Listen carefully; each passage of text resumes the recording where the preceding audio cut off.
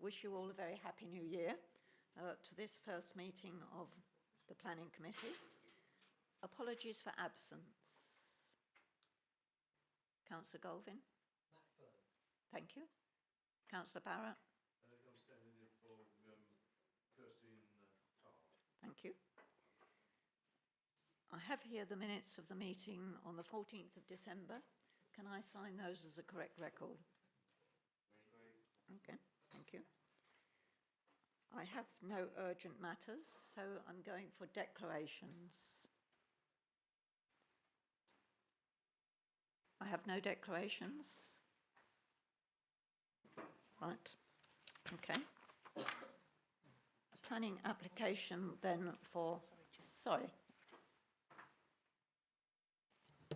I'm surprised that Councillor Trancher hasn't given wishes to speak as a ward member on the first item because of what's happened, as you know, Chair.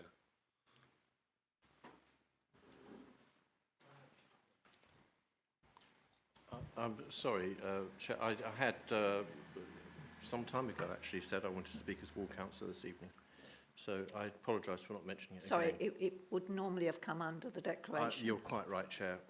Because I had emailed that in, I'd forgotten to mention it again. Thank you. Thank you.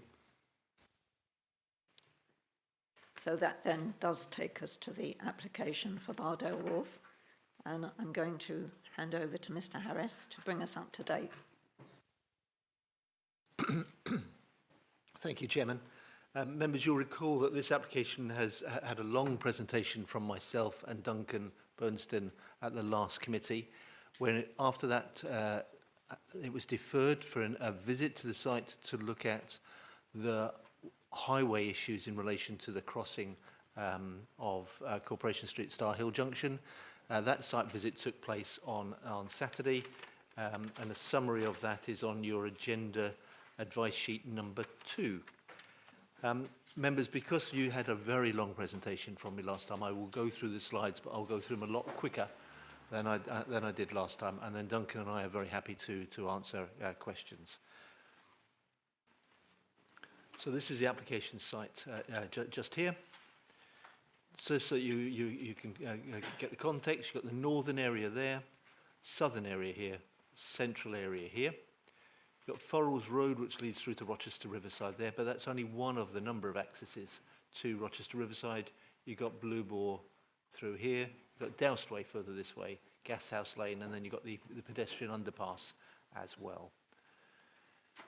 So Corporation Street, you know the site, you know Corporation Street, and the only thing I'd point out here is how with the developments as we go down Corporation Street, we've got the wider footway, cycleway landscaping there, creating a much more pleasant environment to what was there prior to those developments. We wish to see that continued with further developments right the way down to the High Street.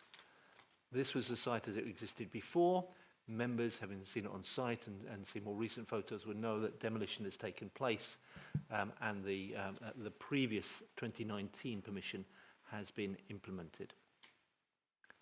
Just going through the photos of what the site previously looked like. And now we see the demolition and how the site has been cleared. But as members saw, those members who were there, there's a lot of members on site on Saturday, so you would have seen what the site looks like now. And this one is particularly helpful because it shows the potential crossing area just here.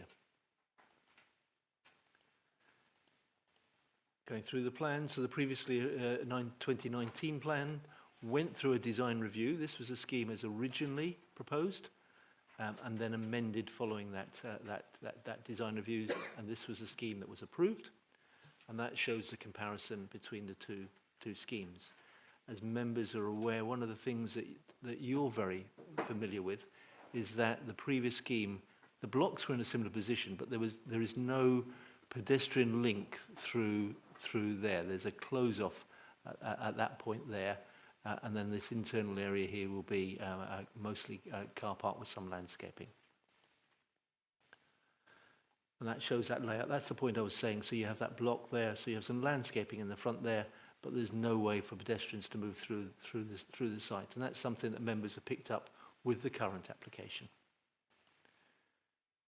Elevations of the various blocks as we go through them, buildings that have been demolished on site, and then we look at the proposed scheme. So northern block here, central area here within 2 blocks, but then we've got this landscaped area through here now, so pedestrians coming down Corporation Street can walk through there, through here, up to Rochester High Street, or going through there and up to Chatham Intra, and then you've got the southern block just here.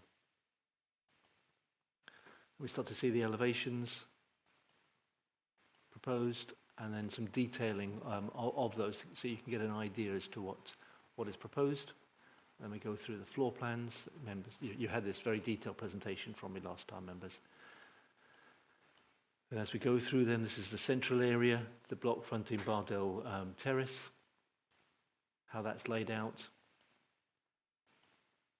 floor plans, elevations. Then we go on to the other part of the central area. So that there is this tower just there, going down as we head towards the High Street. Turn the corner, going down towards the court building. And then the point that members know here, the important thing here, which differs from the approved scheme, is this landscaped amenity area on the roof here, and the fact that they've reduced the height, so there's a greater space across here. So the amenity for these people, and indeed these people, is much better in this scheme than it is in the approved scheme. And we've got this open space, this garden area there as well for residents. That shows the length of that amenity area, relationship with the court building. And then again some material elevation, so members can get an idea as to how it will look once completed. And that relationship and how the materials change as we get towards the court building. Still would have to be finalised. If it's approved, they'll still need to submit further details to us so we can ensure the quality of the materials and that detailing, because that's very important because it's such an important site. That shows that open space amenity area for residents up there. And then we get to the comparison between what was approved and then we've got the southern site, which is fronting onto Burrows Road. And again, we've got this rooftop amenity area just in there as well. And then some details going on to the floor plans, moving up, that amenity area just there.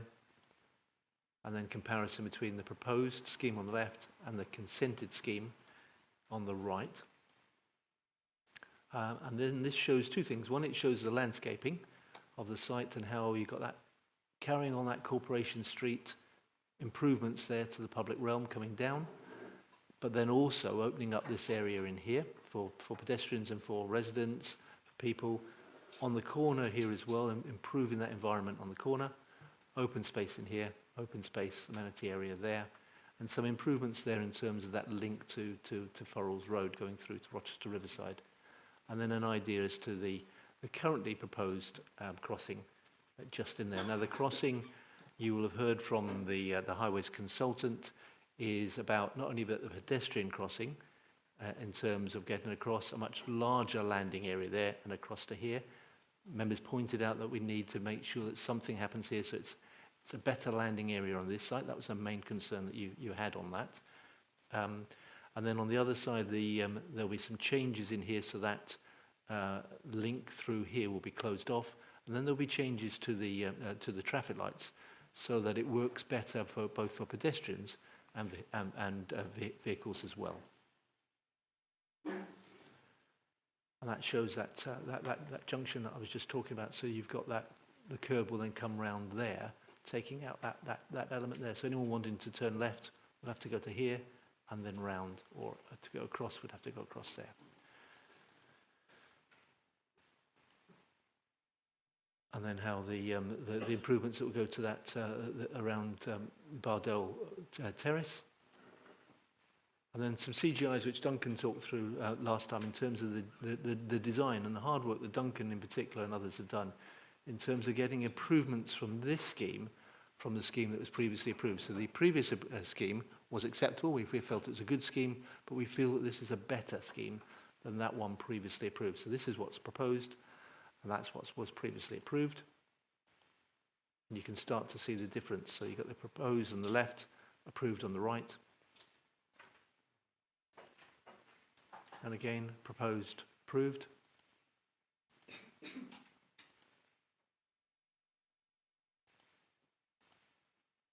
And then some comparisons between the previous proposal there and this proposal. And I think in the presentation this time and last time, I've talked through the differences and the benefits from this scheme to that previously. And Duncan talked through these comparisons and the various views that you will get of the site. So he took some time going through that last time. So members, if I go back to a layout plan, if I can find one, apologies. Yeah, if we use that one there. Members, in terms of other things on the supplementary agenda advice, the first one, we're recommending an additional section 106. The applicants picked up some concerns from members last time that, although from a viability point of view, the scheme we can't afford any section 106. They picked up the point that some members said, well, surely they must be able to get something. And what they've said is that while their contractors are on site, they could possibly use their contractors to do some additional work in the local area, which may be a benefit to the local community. So we're recommending that additional section 106 there. What I would say to members is, it doesn't make an unacceptable development acceptable. It's not at that scale of a section 106, but it just helps to sweeten the pill a little bit. And that's then covered under section 106 matters. On the supplementary agenda advice 2, there's a little bit of a summary to the site visit. Then in relation to this, you'll see that I'm amending condition 21. So rather than saying that drawing number, what's shown on here, is approved subject to some minor tweaking or detailing, I'm asking for them, notwithstanding this plan, to submit highway crossing improvements to us for our approval. Then in accordance with members' suggestions to me on site, and you'll need to verify this at committee tonight, if you're happy with that, wording of that condition, then what you could require the details of that to come back to this committee, but also we can arrange for a presentation from the developers as well. So again, you can talk through and examine that in more detail. And and then you've also received a briefing note from the applicant's highway person confirming things that he was saying to members at the site visit. Members, subject to that, recommendations for approval, subject to section 106 as amended and conditions as amended. Thank you, Chairman. Colleagues, Councillor Tranter wishes to address you as a ward councillor. This is an application which straddles two wards, so do you agree? Thank you, committee, for allowing me to speak. It affects my ward quite considerably. In fact, the red line, quite a lot of it crosses into the Rochester West. I realise the committee is constrained following the previously agreed consent for the site, but of course we need to get the best possible outcome for the local communities and the quality of development, but accepting the reality of viability. Despite receiving professional advice, members' intuition is invaluable with this. During the pre-application stage, there was talk of very high levels of affordable housing, something I was sceptical of from the outset, knowing all about brownfield sites. but now we only just have 10%.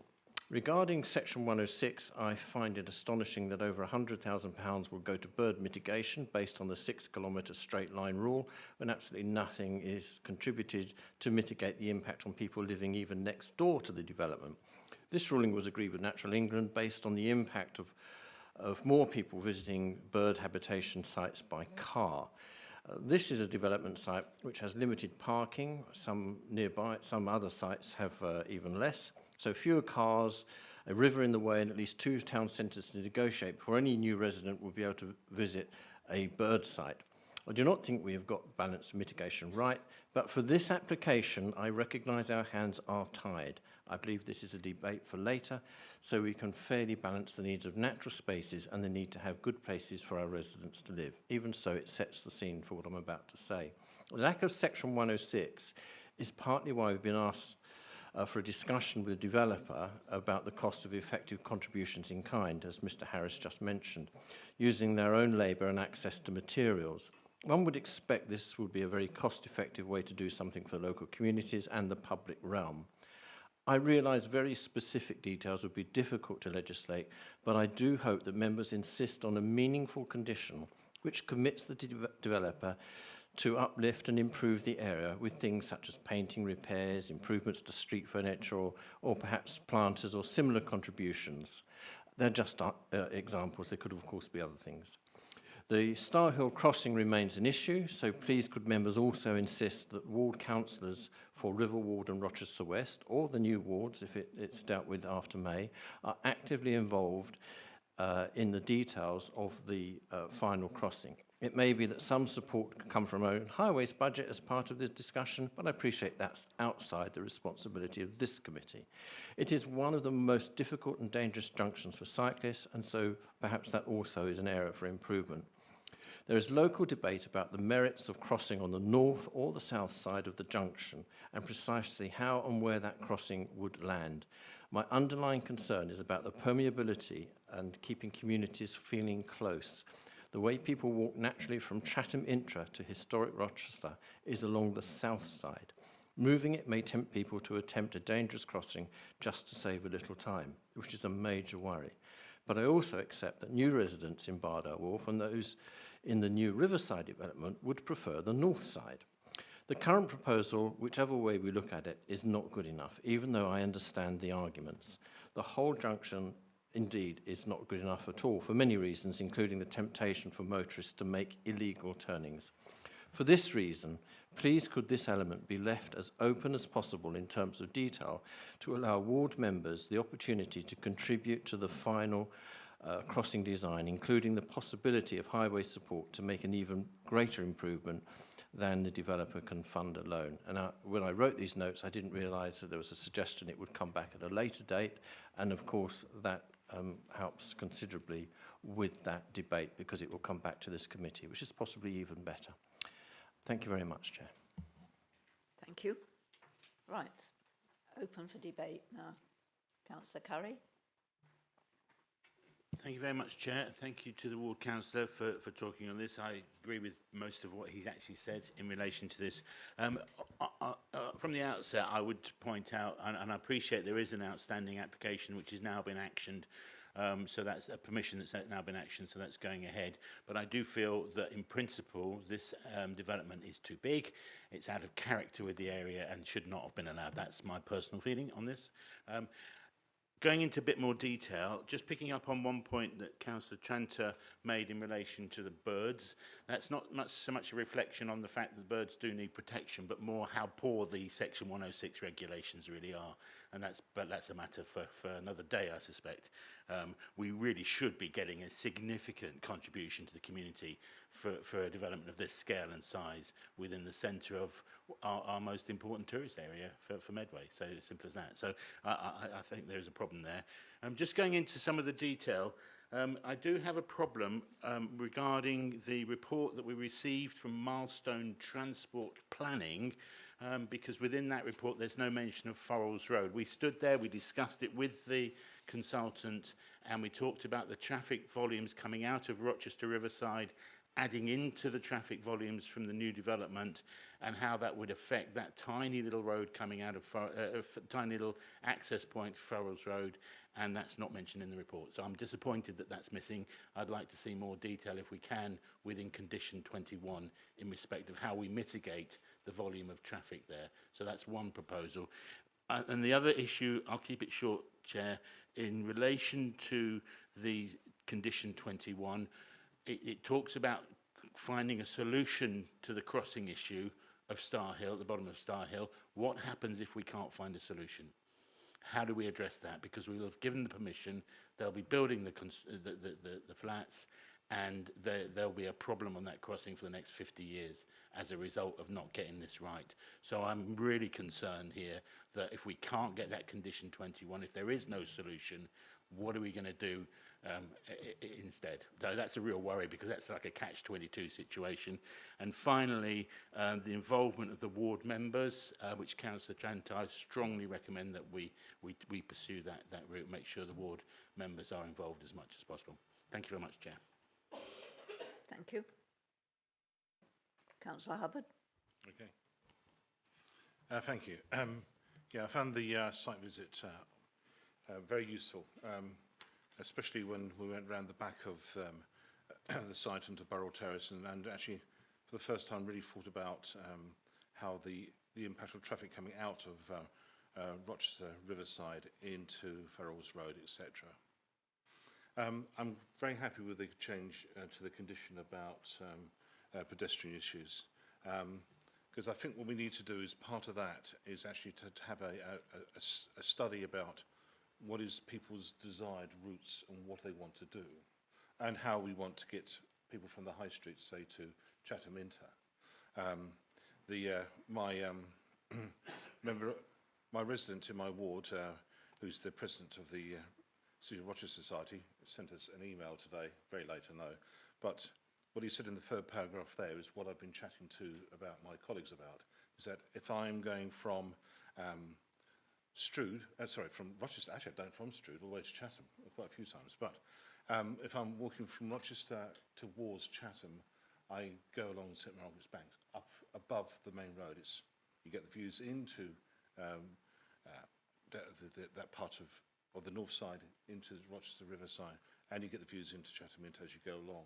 So I would take the upper. So if you're going to go that way, you're on the wrong side of the road. You're on the south side of the road anyway. So why would you want to force people to cross to the north side to have a inferior crossing, I have to say? And on site, I did measure it up. There's two of me couldn't pass each other by 117 High Street, let alone a pushchair and me. So we really need to look at it considerably. And also, when we at that site meeting, that as I've noticed before, traffic coming out of the central part of Rochester ignore the no right turn, and they turn up the hill. And we somehow, as part of the highways and pedestrian issues there, we need to somehow design out how we've allowed people to do a right-hand turn when they shouldn't be doing. Because what then happens is that people coming down Bardell to go around the back, find themselves in a queue, and we saw two cars do U-turn at that point. And they won't be able to do a U-turn, but people do stupid things in that area, in that location. So we need to be able to, it's just not pedestrian, we need to design out the highways, irresponsible drivers and maybe irresponsible pedestrians as well. So we need to have a study that shows desire, because if I lived in that place, if I want to go to the station, I walk along Corporation Street. If I wanted to have a slightly more relaxed route, I would go via Riverside. Why would I want to go into the high street all the time? It's probably not the greatest requirement if I lived there. The design is better than last time round. We have to take into account that we only have a permission given. As I mentioned at the last meeting, this site, this proposal is on a slightly smaller footprint than the previous one, because the previous one included the showrooms for Roots Stroke Peugeot, which are now part of the Rochester Independent College. application which approved has been built. So if you take those single rooms and put in the double rooms, you've got a quite percentage increase of the people living in this area wanting to use the pedestrian routes in and out. So we have to make sure that we have to be very careful about when we consider how people will be walking through the area and people will be driving through the area as well. So if we were coming fresh to this application, I think I'd have greater concerns. No, sorry, that's not true. I have great concerns anyway, but my concerns are tempered because we've given permission already for something that is very similar, if though a slightly smaller footprint and this is a greater number of bedrooms, I think the best way of describing it. So I kind of reluctantly support the application. Councillor Potter. Yes, thank you, Chair. Can I just ask with regard to viability?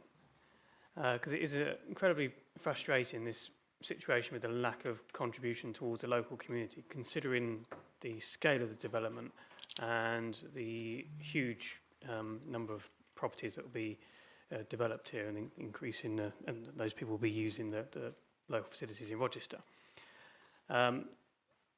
When they do the viability assessment, are they taking into account that there's already been considerable works done to demolish buildings and things like that?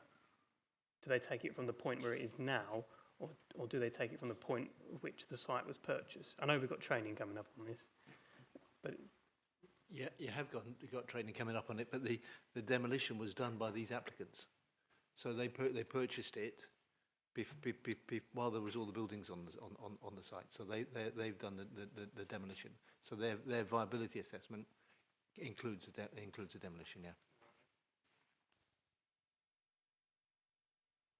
Councillor Hackwell. Thank you, Chair. And I think the site visit was quite useful, even though it was raining and we all got wet. I still have grave concerns about the crossing in that position, in the fact that I think the report says that it's only 1.8 metres between the building and the railings. I would like to see if this gets approved, when it comes back to committee, that there'd be some radical thinking, like shifting the whole highway over half a metre or something like that, so that can improve that if that's where the thing's going to go. I take on Councillor Curry's point that said about what happens if it doesn't get approved. Well, I think the condition actually says that they can only go to slab level until it is approved. So nothing will get built if you look at the condition. I think that we need to add to the condition where it says something like they've been submitted and approved in writing by the local planning authority, subject to approval by the planning committee and in consultation with ward councillors or something like that. So we need to add that in, I believe, into that condition, so it makes it cast iron that it comes back to the committee rather than just goes to planning officers. I would like to see if it's possible. I know myself and Councillor Tranter had a discussion about the parking along Bardell Wharf. If that pavement on the north side could be increased so that people and the parking, because they're intending to move the parking to the south side of Bardell Terrace, and so we could extend the footpath so that people could actually walk all the way to the station from Rochester Riverside, if they chose to come that way, rather than go through the underpass at the station. Just those things I'd like to see if that could come into consideration. But on saying that, we do know that there is an approved application. I do think that this scheme is better than the approved application. I particularly like that we've opened up the access that walks through it, and therefore, subject to those improvements on the crossing and potentially Bardell Terrace, I'll be supporting this tonight. Thank you.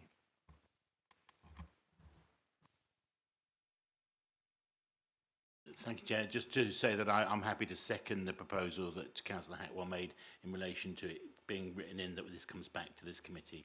Chairman, you don't need to do that. You just need to say, as Councillor Buckwell, when he moves it, that when the details are submitted, the minutes will show that you've required it to come back to committee. Yeah, so you don't need to put it into condition. Right, I don't have anybody else who has... Did you wish to? Thank you, Chair. Regarding the conditions... Oh, it's like it's on, yes. In addition to condition 21, which requires the submission of the plan, also asked the developer to submit a stage 1, stage 2 road safety audit. The road safety audit will determine whether the actual width of the footway is adequate, and also look at the highway safety implication of the design. So that will accompany the plan. Okay, thank you. Thank you. Just to add, colleagues have all said that this site already has permission, and it was granted permission by this committee with a number of the people who are sitting around here who actually voted for it at that time. I do understand the concerns regarding the crossing area, and I think that if that can be considered more fully in due course, that has to be a plus. As other members have referred to the fact that this design is much better than the one that was agreed in 2019. So consequently, I think that we need to move on here with the protection that we have, because otherwise this site, as has been said to me before, will sit here looking awful for another 30 years. So I'm going to move to the Vice Chairman to move the recommendation. Thank you, Madam Chairman and colleagues. So I propose agenda item 5, recommendation, is firstly subject to section 106 agreement for the 3 particular items that are set out on page 25, and adding in a 4th, which is the scheme of local improvements to be provided to the wider area, which is on the supplementary agenda advice, and then subject to the conditions which are set out in the report, and taking particular note of Mr. Harris's remarks, the minutes please need to reflect that in relation to the continuing highway matters, that what is agreed or ultimately agreed is subject to those terms returning to this committee. So that I add on in addition to the numbered conditions 1 to 45. Together moved on that basis, Chairman. Thank you. Is that seconded? Thank you. Those in favour?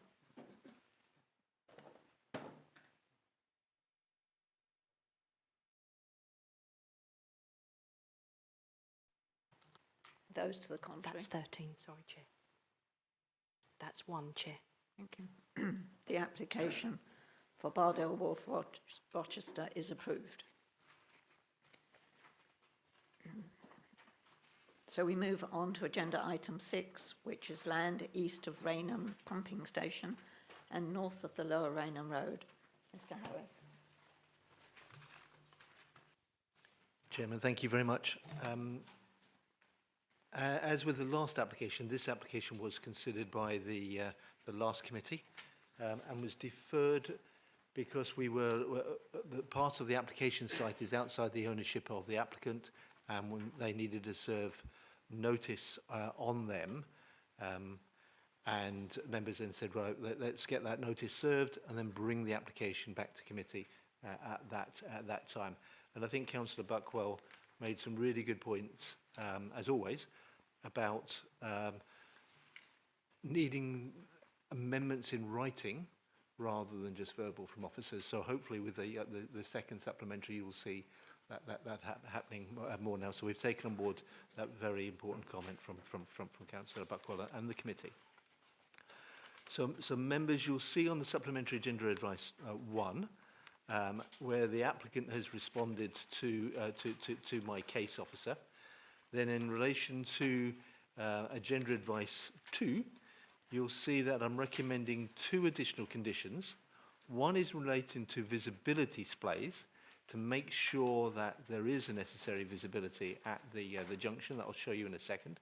That follows advice from Mr. Andrews. And then the second one, additional condition, relates to no external lighting to be undertaken on the site or buildings without the prior approval from the local planning authority. And that reflects advice from KCC Biodiversity. So then if you see further down that page, you'll see that KCC Biodiversity have advised that the development in itself will not provide a biodiversity net gain, and therefore the proposal does not meet fully the paragraph 174 of the MPPF. However, the Environment Act does not yet bring in the requirement for 10% biodiversity net gain, and we're working very closely with KCC Ecology on this, because moving forward what we're looking to do, because not all sites will be able to deliver that 10% gain on site, and yet we'll still want those sites to be developed. So in the future what we will have is where they can get it provided on site, we will achieve it. Where they can't, we will look to get that net gain off site. But that part of the Act has not come in as yet. So on that basis, KCC Ecology are saying, recommend with conditions, sensitive clearance of vegetation, sensitive lighting, native species of landscaping, those things, and they're all covered in conditions 5, 13, 14, and 18 that are recommended. Oh, don't know quite what's happened here, sorry.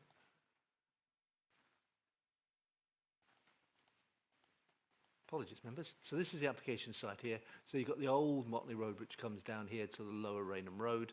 Members, you're very familiar with, you've got the narrowing of the road in here. As a result of the new road coming in here, it created a development area, and then we've got those 3 new houses, or relatively new houses, that have taken place in there. And then we've got Southern Waters land just in here. So the pumping station, this is part of their land that they're looking to sell, and the access just in there. So that gives a little bit of clarity to where the substations are, where Motley Hill, the old Motley Hill Road is, the West Motley Hill Way, Lower Rainham Road. That's the existing layout of the site. And then this, I think, is really helpful because it shows that chicane and the location of the access in relation to that chicane. And as members will be aware, priority is from vehicles coming from east to west. So vehicles coming from west to east wait around about here to the road to be clear before they can go through the road. And then this is where the access is. So it's an existing access for the Southern Water Pumping Station there. And that's where the proposed access will be. This shows a little bit more detail in terms of the chicane and the highways. As you go up to the north, that's those 3 new houses just in there. And the proposed layout, so the new access coming in here, 2 houses being constructed in there with their rear gardens just in here. Now, members, you'll see from page 77 the reasons for refusal for the previous scheme on the site. And this is the previous scheme on the site, just in there. So it's the same access, but the properties turned their back on the Lower Rainham Road. And we felt that there was some harm to the street scene. We felt that there was some potential detriment to the amenities, particularly of residents in here, because getting more landscaping there, then you'll get more leaves and overshadowing of the garden of that property, and there would be pressure then to do something to remove that vegetation. And then the final thing related to the access, where they're not showing the necessary vision displays, and we weren't convinced at that time that a satisfactory access could be provided. Now they're showing the necessary visibility, and we've got this condition, and that can be achieved. They've reduced the scale of the buildings. They've turned them so that the rear garden is in here, and therefore we've got we can retain and augment the hedgerow through here, so it improves the street scene, but doesn't have those impacts regarding the garden area. So we feel that the reasons for refusal have been addressed. And this shows the layout compared to the previous scheme.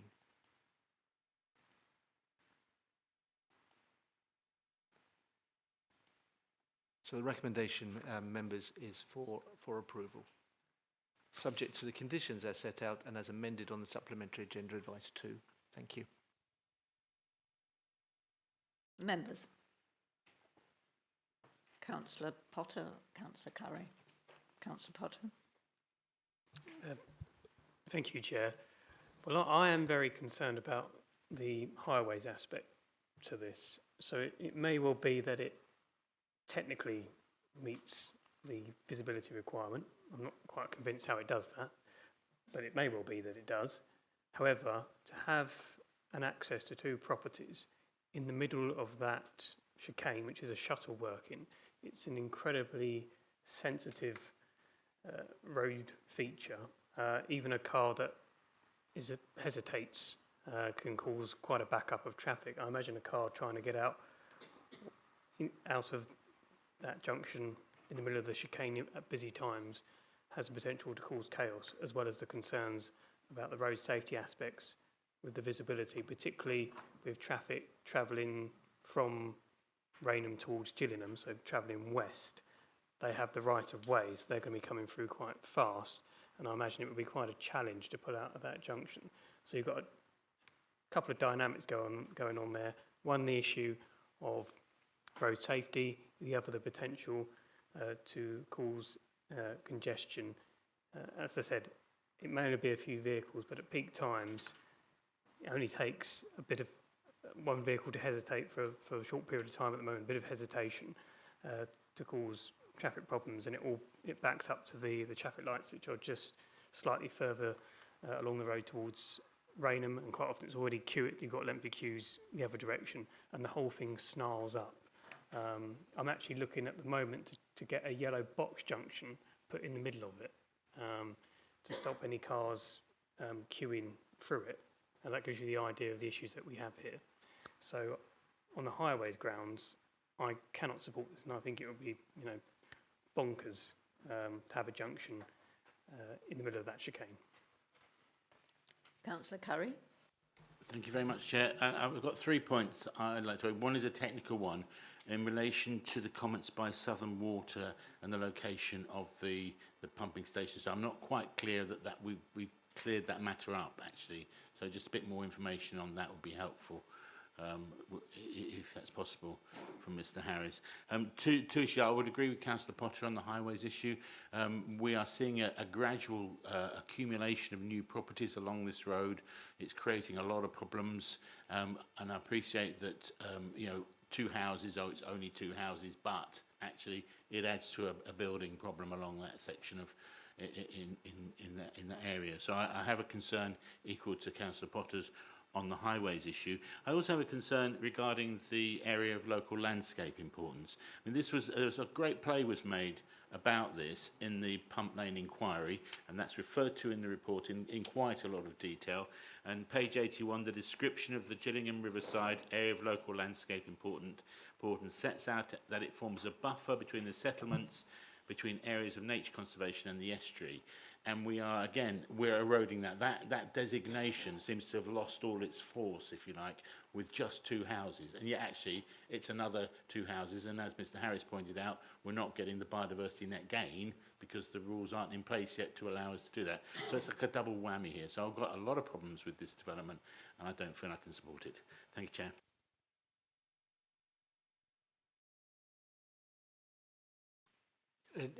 Chairman, just on the Southern Water issue, this is where it's been plotted that you see on here. Now, there will need to be, once they get on, if it's approved, either now or appeal, they will need to, when they get on site, they would need to definitively check that. But what it means is that if it's slightly wrong, they will need to move the buildings a little bit further away from that. But that's pretty close to where it is. It's as good as we would normally get for an application at this stage. So they have done that work. don't have anybody else who's indicated. I'd just like to support Councillor Potter. B2004 is an extremely busy road, and more particularly so if you get hold-ups on the A2. The only east-west routes through the towns of Gillingham are the 2004 and the A2. Certainly, I can't think of a more balmy place to try to access a piece of land, because you've got traffic, as Councillor Potter said, queuing, and it just occurs to me that should somebody be coming from the Swale direction, which is the easterly direction, wanting to turn into those vision displays, they would certainly probably have somebody up their backside before they made the turn. So I just think that this access is totally dangerous. The value of the 2 extra properties is an issue for other members. It isn't necessarily an issue for me, but I do think the access is extremely dangerous. So I won't support it. I have nobody else who's indicated, so sorry. Councillor Barrett. Thank you. No, further supporting Councillor Potter's observations. I use that road pretty regularly, and one does find that when you're approaching from the Chatham direction towards Rainham, and you know the traffic that's coming from the Rainham direction, there's a dogleg. You do not actually see the vehicles until you're sort of halfway made a commitment, and that particular access section is the only refuge you've got to get out of the way, and that happens quite regularly, other than at night when you can sort of see the headlights of the vehicles. But during the day, I've often had the occasion of having to dip in that section in order to be out of the way of the oncoming traffic. So I definitely feel it's extremely hazardous. I don't have anybody else who's indicated. No. So I move to the Vice Chairman. Thank you, Madam Chairman. A number of members have spoken on this agenda item, but not a large number of members. So I think that I will propose the recommendation as set out to, as it were, test the water and see whether the recommendation as suggested succeeds. If not, I will be ready to put forward an alternative recommendation if that is required. But the formality, I move the recommendation with the numbered conditions as they are, taking on board the points made by Mr. Harris. Is that seconded?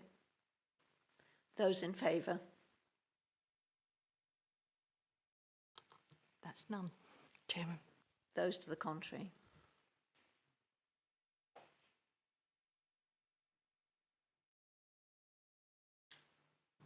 That's 15, Chairman. Thank you.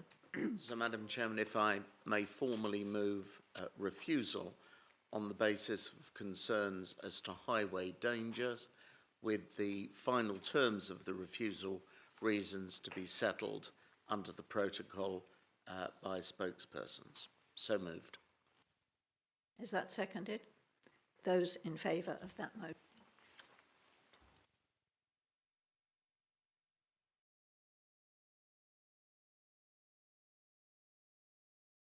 That's 15, Chairman. Thank you. That application is refused and the precise wording will be agreed with the spokespersons.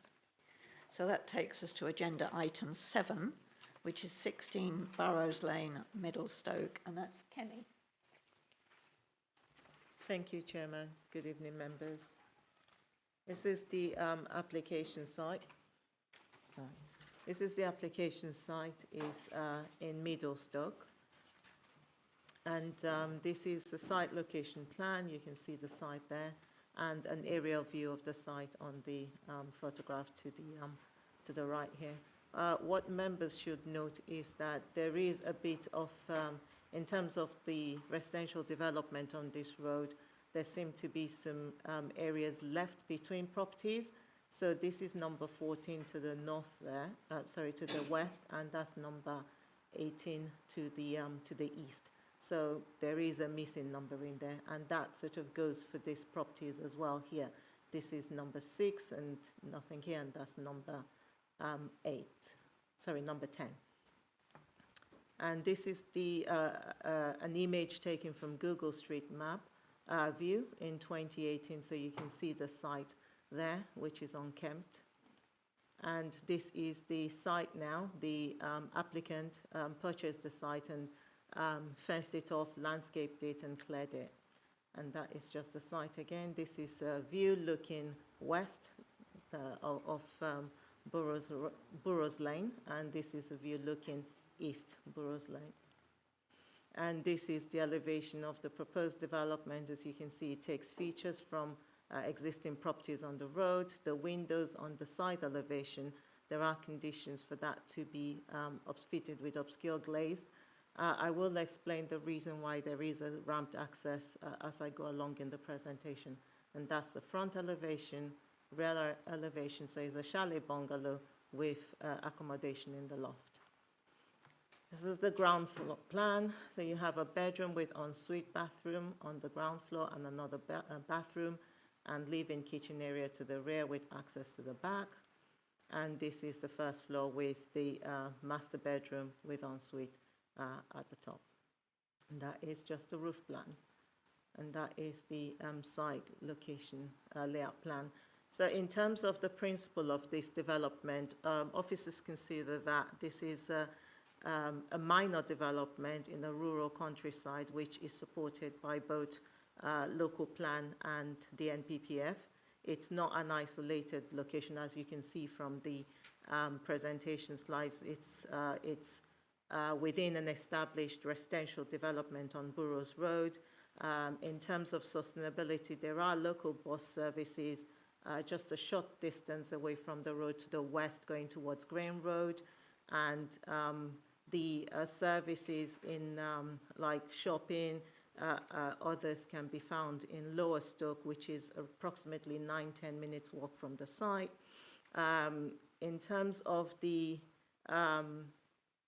such as social and economic benefit of the proposal, it is proposing a new dwelling in the area, and there will be a short-term contribution towards during the construction of the site, and also long-term contribution to the local economy from the future residents of the site. In terms of the housing itself, is proposing a 2-bedroom, which will be in keeping with the general mix and style of housing on the road.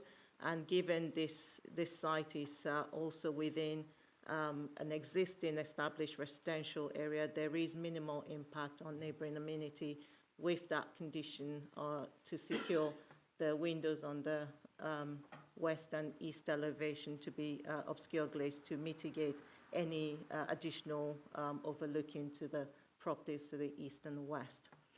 So in terms of living accommodation and parking, it meets the standards. We have received objections from neighbors in terms of rainwater, because the area is susceptible to rainwater localized flooding and also sewage management. However, in terms of the sewage management, that is controlled by Southern Water, and we have got comments from them stating that additional consents will be required from them if the proposal is to go ahead. This will be advised or will be provided in form of informative to the applicants.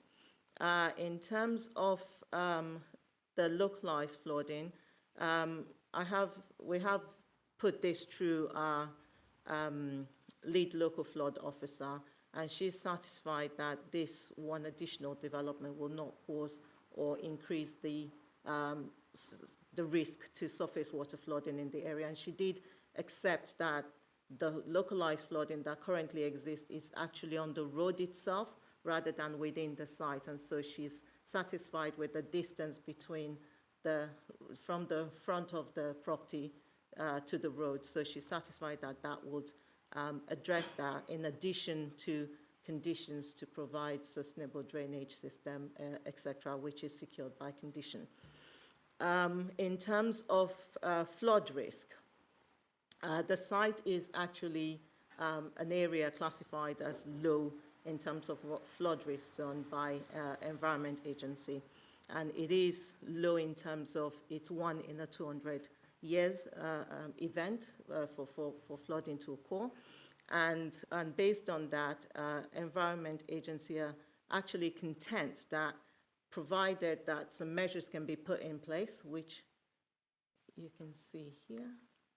So where it meets the land level or the floor area of the property itself is raised and the ground floor is raised at least 600 millimeters above ground level, which this exceeds slightly at 602 millimeters. That helps as well, in addition to the fact that there are 2 bedrooms. There is a main bedroom which is within the loft area, and the internal arrangement allows for additional bedroom on the ground floor, which is not the only bedroom in the property. So in terms of that, officers are satisfied that the proposal will not cause or result in additional flooding issues to the area in terms of the low event of flood risk in the area. So on that basis, officers recommend approval subject to conditions in the report and taking account of the amendment reported in the supplementary agenda number 1 to members tonight, and members are respectfully requested to consider this recommendation. Thank you, Chairman. Thank you, Kemi. Right, I have Councillor Buckwell and Councillor Hackwell. Thank you, Madam Chairman. Thank you to Kemi for the report. I know this site extremely well. I lived not far from it many years ago, and I was the ward member for 7 years, which covered Middle Stoke. As Kemi alluded to, and the photograph showed really, this side of Burrows Lane over a 30-year period has been subject to the development of each of these individual plots, and they were owned many years ago by different individuals, and ultimately more or less all of them over that period have come forward for the development of single residences, and this is one of the last, as it were, that falls in that category. I'm absolutely certain that if there were serious concerns, Stoke Parish Council would have voiced an objection. They have not. They've raised quite properly the drainage, etc. issue, because that does apply to a number of properties in Middle Stoke. However, Kemi again has addressed those potential concerns in her report. So I see absolutely no problem with this being approved tonight, Madam Chairman, and I will certainly be voting in support of that. Thank you. Councillor Hackwell. Thank you, Chair. And thank you, Councillor Buckwell and Kemi, for your presentation. I don't see any problem with this application at all. I think it's rather a narrow plot, but that's my own preference, that it's going to be quite a small, narrow dwelling. But on saying that, it's probably wider than most houses that you find around in Gillingham and Chatham. So it's by today's standards, it's narrow, but it's not. And as Councillor Buckwell said, I think you can already see that these are just little individual plots, as we see around the more rural areas, as Wigmore once was. You know, lots of individual plots that were sold off to individual people, and I don't see any problem with this, so I should be supporting it tonight. Thank you. Councillor Golvin.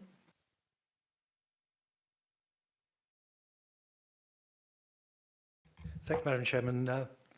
Again, I've got no trouble at all with the actual proposal, but the only thing that does concern me is a little bit about the surface flooding. What I've noticed, particularly in my own ward, believe it or not, at Dargets Wood, which is probably one of the highest places in Medway, is subject to local flooding. And the issue that's caused that is, over the years, many people have paved over their front gardens in order to get off-road parking. One can fully understand that. But when you get a torrential downpour, the water then runs off those paved areas across the pavement and onto the highway, and ends up at the lowest point, which certainly in Mackenzie Road is somebody's front living room. And what worries me there, on the drawing, that showed the front of that property as a hard standing with 2 vehicles parked on it.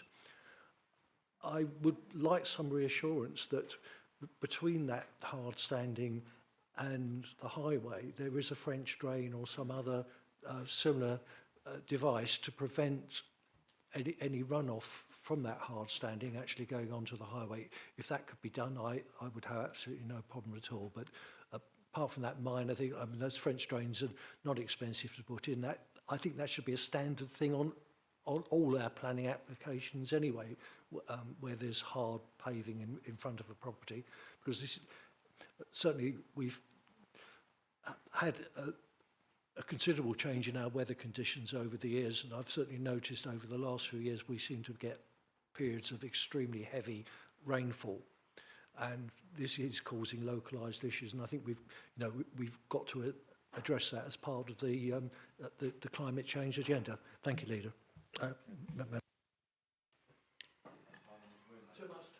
As I understood it, there was legislation which said that all new parking areas had to be permeable. Chairman, in addition to that, we've got condition 9, which relates to sustainable drainage principles, so that will cover that point. Yeah, yeah. I have nobody else who's indicated, so I'll move to the Vice Chairman. Thank you, Madam Chairman. And the point that Councillor Golvin emphasised, I think, also shows that the committee is addressing the local concerns that were expressed in those 4 letters as well. Madam Chairman, colleagues, I move approval for agenda item 7, subject to the suggested conditions 1 to 11. Thank you. So moved. Is that seconded? Thank you. Those in favour?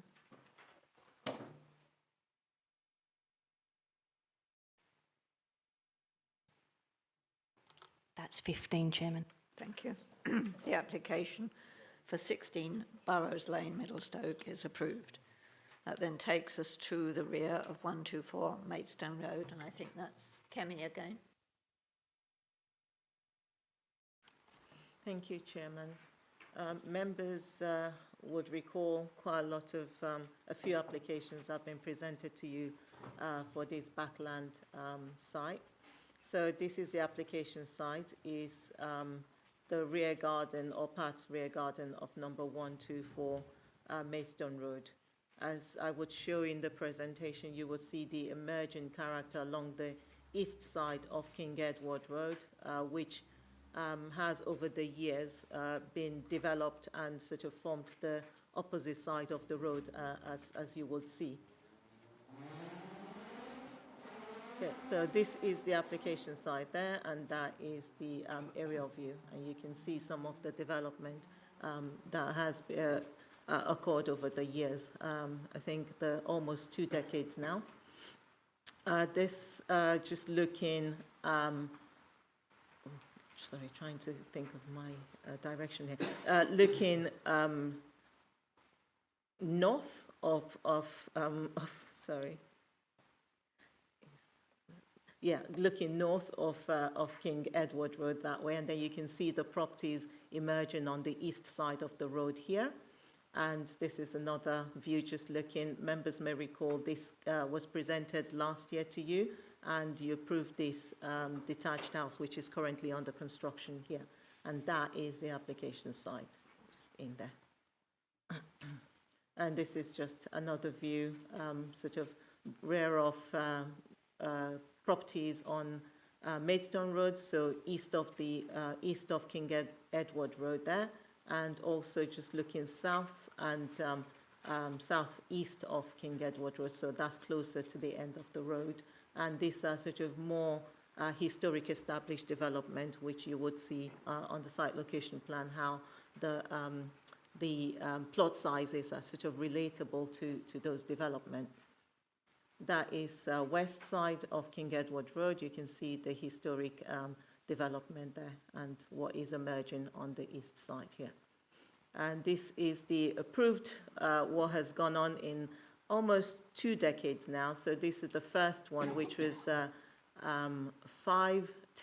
terrace of 5 townhouses there. That was approved in, I believe, 2004. And then moving on, the semi-detached, 2-pair semi-detached, that was approved following that, and a detached property also approved, and the most recent one, which was last year, another detached house approved. I have the dates on the presentation here, sorry. So as you can see, as I said, in terms of the block plan, you can see the existing there and the proposed. So you can see that the plot size is actually, they are actually comparable and relatable to the developments that have been approved previously, in particular to the semi-detached ones and also the detached ones there.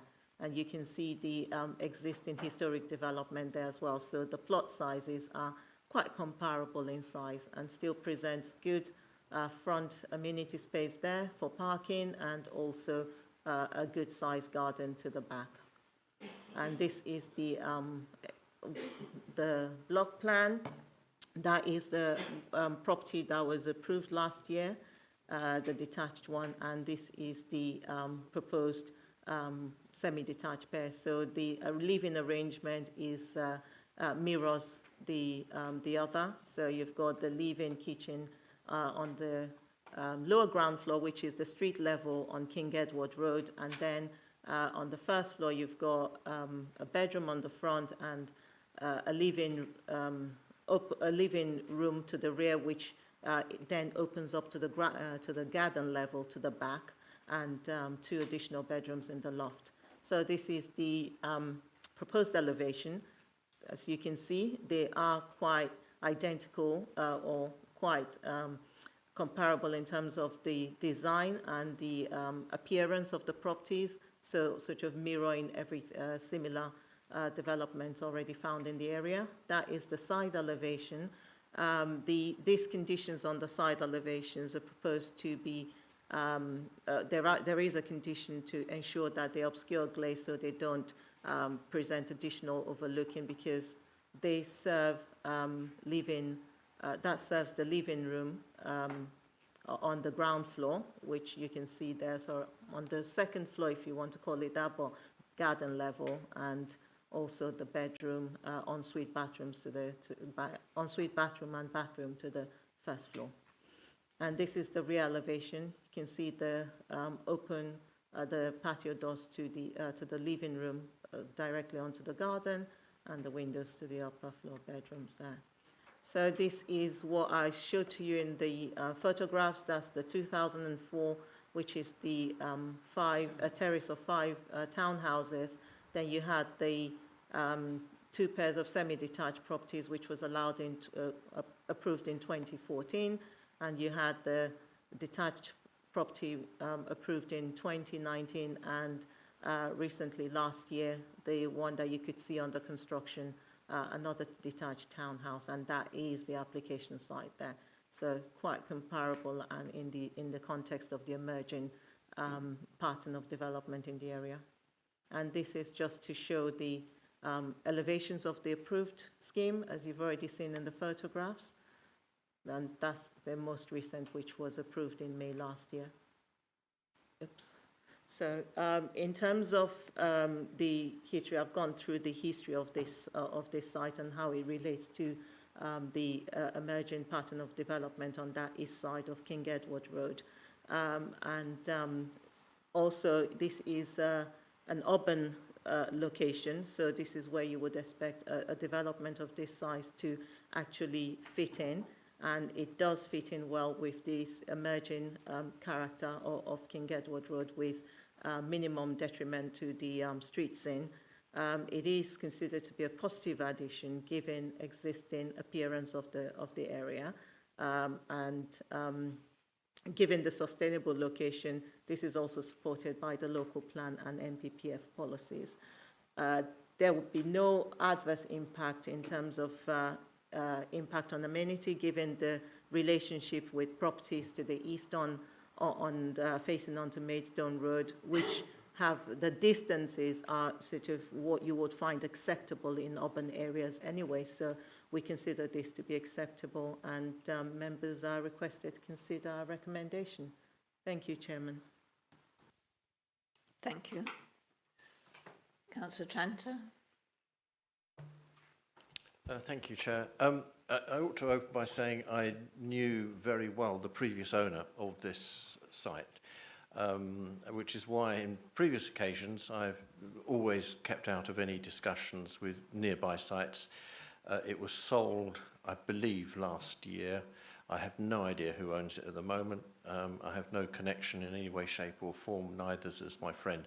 I just wanted to say that as an introduction for the avoidance of confusion, because I have previously kept out of voting on these unless someone can give me a reason why I shouldn't, but I can't see any reason why I shouldn't be involved since I have no further connection with the area. But I have the advantage of knowing the site very, very well, of course, because I knew the previous owner of it. And I know there has been debate and discussion about some of the other developments along that little road. Personally, I agree with the officer's recommendation. I can't see any substantial reason to decline this application. Thank you, Chair. Councillor Potter. Thank you, Chair. Well, I myself have a bit of history with King Edward Road. I think 3 of those applications have been during my time on the council, and I've always been on the planning committee, so I've always been involved with those over the last 8 years. And I feel very sad for the people of King Edward Road, for the residents there, because on that eastern side it was very leafy and pleasant, even after that development at the end. And we've seen that eroded away, and we've seen that step-by-step incremental process of eroding what was a very pleasant little road. And I think it's been very intensively developed. Of course, the camel that broke the straw's back was a couple of applications ago, and particularly that appeal decision. But nonetheless, I do feel very, very disappointed, very sad for the people who live in this road. Councillor Hubbard. Yeah, we had a site meeting, as you recall, Chair, not inviting residents for the last application, but as we stood there, they came out and gave full information to us about their concerns about the way the developer ran the building of the site and the change of their street over a long period of time. It's a shame that the street has changed its nature. I think it's not really a backland development. Well, rear developments are an issue, and it is to the detriment of the people that live in that street for a long period of time. And if it was ideally, if it was going to be developed, to have been developed in one large swoop rather than piecemeal, and maybe we could have had something a better design than what we see in front of us. But we are where we are. We've got essentially 2 more units similar to the units which are built already there. I don't like it, but there's no reason for refusing it, though. Councillor Galvin. I think it's a fact that street scenes change over the years. I mean, we could make those arguments anyway, but this is an urban area. It's a windfall that will help with our housing, meeting our housing shortfall.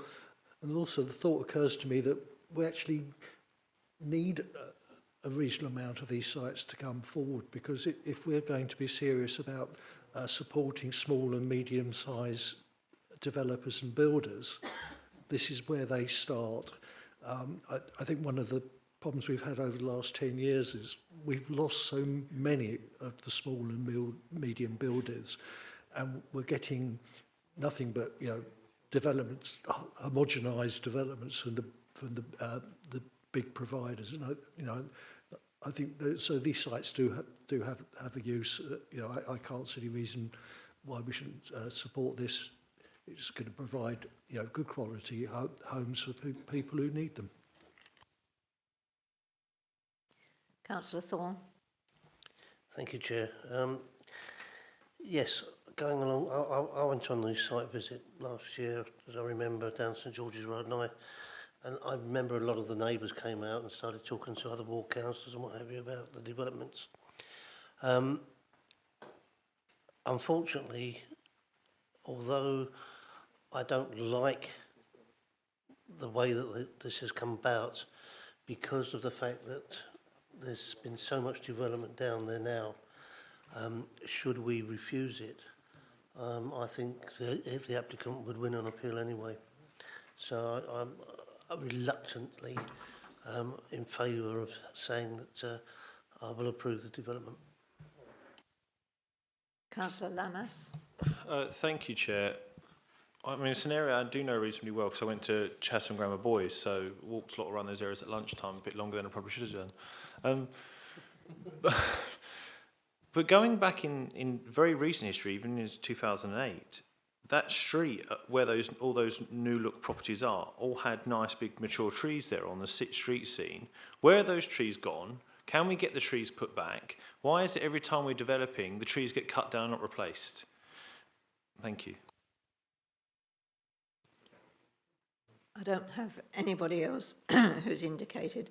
I went to school in that area, and I do remember when this particular road had the wall all the way along the back of Maidstone Road. The big problem that you have is that those properties had huge rear gardens which came down to that road.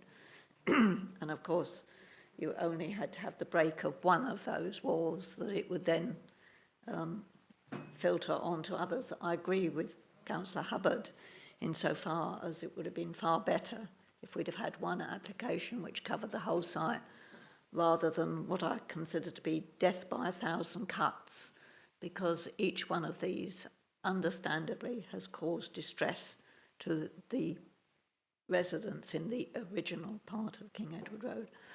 What I do take is the fact that we did try to stand ground and say enough was enough, and we lost it on appeal.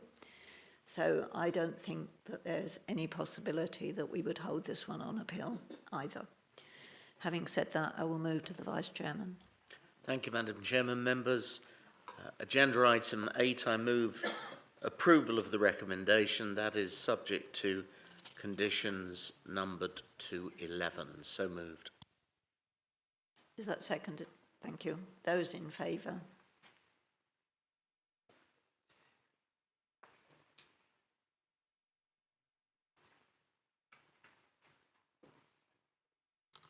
That's 12, Chairman. Those against? That's 3, Chairman. Thank you. The application for the rear of 124 Maidstone Road is approved. That takes us to the last item, which is 35 Milton Avenue, Cliffe Woods, and I think that's you again, Kemi. Thank you, Chairman. This is the application site. This application is for demolition of an existing garage and construction of a two-storey side extension. The reason this has been presented to members is there has been an objection from the parish council on lack of provision of parking if the extension is allowed, and the potential for displaced parking to spill onto the road. And this is why the application is before members tonight. This is the application site. This is the site here. It's proposed to demolish this garage and build a two-storey side extension. The extension will more or less start from where the garage built-in line is, so still maintaining that significant setback from the front, and that is the property looking from the rear. And that's the existing plans, and this is the proposed plans. You can see the setback from the road, so mirroring the existing position where the garage starts from, and then going to the back, and at first floor level as well, maintaining that setback as the existing elevations, and that is the proposed. Officers are satisfied that the parking can still be provided within the front of the property, and at least 2 parking spaces, one here and one within the front. And also the road is not subject to control parking, so there is availability for parking on street without detriment to any parking, current or existing parking situation on the street scene. So officers recommend approval and request members to consider our recommendation. Thank you, Chairman. Thank you, Kemi. Councillor Hackwell. Yeah, it's more of a point of clarification for myself. I thought that a garage doesn't count as a parking space, and therefore what changes to the parking spaces are being made, and therefore how does the objection stand up? Because parking spaces are outside, garages don't count. That's my understanding, unless I'm wrong. Do you want me to? Okay, in terms of parking standards, the garage can only be counted when it's 13.5 square meters or over. This is actually below that, so it cannot be counted, as you rightly say, but the objection has come from the parish council, and we have to take account of that and report it to members in line with the scheme of delegation. Thank you. Councillor Backwell. Thank you, Madam Chairman. I thank Kemi for her report. It's really on a question of principle. Kemi, you twice used the word the parish council objected to the application. I don't see that wording on page 115. It says that the parish expressed concerns. To me, that doesn't amount to an objection, and that is relevant in terms of whether an application comes to this committee before members, which of course involves a lot more work by officers. So I just raise something of a flag there. I think both we should know the protocol with parish councils potentially making objections, and our 11 parishes should understand what wording they need to use if they really want to object to an application, which will then trigger it coming to elected members. So just think we may need some clarification on process there. Chairman, if I can come in there, and it's my apologies to members, because the scheme of delegation was changed a few years ago, particularly in relation to some parish councils who were objecting on loss of car parking, loss of garages, as Councillor Hackwell was saying. And yet there was still sufficient off-street car parking within the curtilage to comply with our standards, and therefore members felt that it was wasting the committee's time. All the things that you've said, Councillor Buckwell. So the scheme of delegation was changed, where if a parish council was objecting or raising concerns over an area where I'm trying to think of the right word. It simply couldn't be invalid grounds, or invalid grounds. Then I could raise that with the planning spokes and get the application determined under delegated powers. That's what should have happened on this occasion. So my apologies there, because clearly, as Kemi explained, there is sufficient car parking on site for 2 car parking spaces in accordance with our standards. So are we still required to determine this decision? Yes. Right. Yeah, as it's come to committee, yeah. Yes, please. Yeah. Thank you. I'm happy to. Okay. So, colleagues, I propose on this item approval subject to conditions 1 to 5 as set out. That is item 9, final item on our agenda. So moved. Seconded. Those in favour?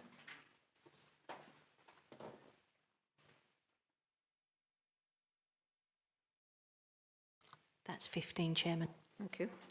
The application for 35 Milton Avenue, Cliffe Woods is approved. Before members rush off, I just would like to say that this is Kemi's last meeting. She has been a very valued colleague here at Medway. She's off to pastures new, and I'm sure that we would all want to thank her for what she's contributed to Medway and to wish her well in her new, I'm not sure where her new job is, but we wish her well.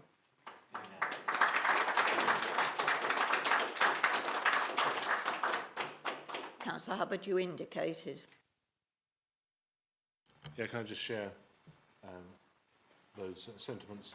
And also to say, can I give my thanks to Councillor Howell Trott, because it's her last committee meeting as well. Due to the changes coming up at next week at full council, we are losing a member. So my thanks to her over the last year or so. And she may be back after May, but I haven't bought you cake or flowers. Okay, thank you. Thank you very much. Thank you, colleagues.